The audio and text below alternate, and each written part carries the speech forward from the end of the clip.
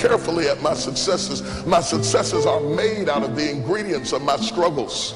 And you can never know my successes until you understand my struggles, because my struggles are the pathway that led me into my success. Struggle, all of the losses, failures, and successes should move you towards the goal of total presence.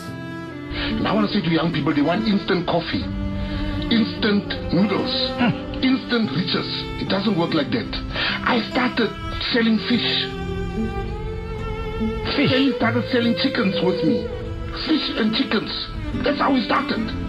Out of the boot of a car, selling chickens, buying fish in Cape Town, selling it in Joburg. Buying fish for 10 rand, selling it for 50 bucks here. I had a small warehouse that they don't know about with Kenny. We had a small fridge. You start with where you are at the moment. 3, 4,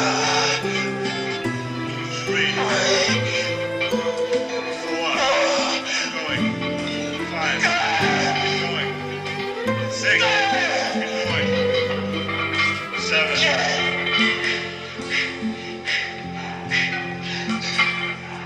8. Come on. Let's get serious.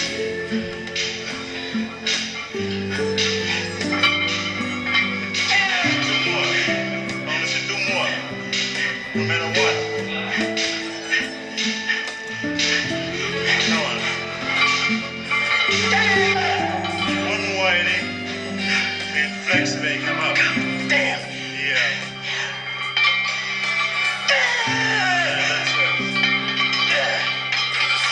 Still very hard.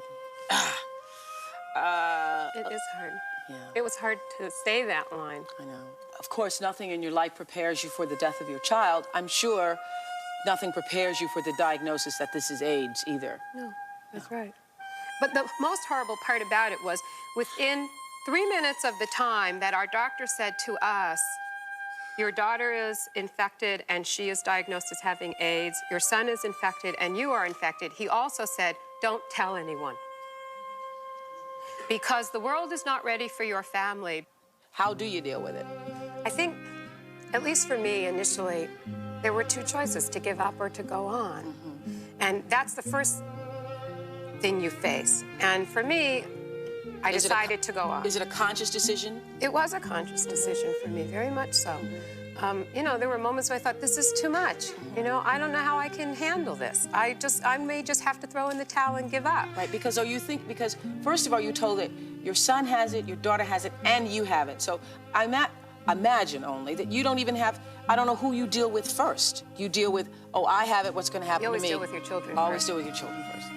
I have at least. I mean, I rarely think about my own health. I think that's just a mother's instinct, is your immediate focus. And I think that's probably one of the reasons why I've been able to stay strong, is because my focus is not on myself, but on my children. People that don't know, my mother brother shot my dad when my dad was holding me when I was a little kid. I was right there when my dad got shot by my mother brother, which is my uncle. My mother was on drugs. My dad went to prison, you know, for dealing drugs. Lived in New Brunswick, New Jersey. So, I stayed in New Brunswick, New Jersey. We lived 7 deep in one building. A building. Seven of us. And when my mother eventually moved to Grand Rapids. Well, in my mind, now here's a kid that comes from the slums, me. I came from a very poor family, 4 children, and my parents, there was 1 bed in the room. The bedroom was about this big. And my parents were poor. When they died in 1985, 11 days apart, they didn't have as much as $100 in the bank that they saved up their whole life. They gave everything to their children.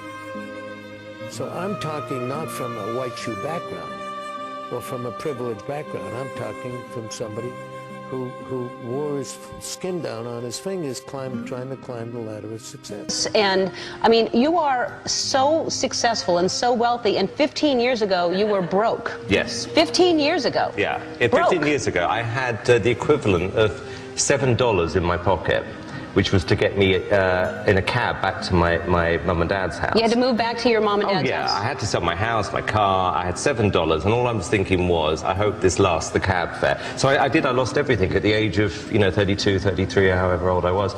But it was honestly the best thing that ever happened in my life, because actually losing it is not as bad as you think. I wasn't embarrassed, and now everything I've got I appreciate, and which I try and say on our show. You actually can get what you want if you have talent, if you're talented, but most importantly, you have to work hard.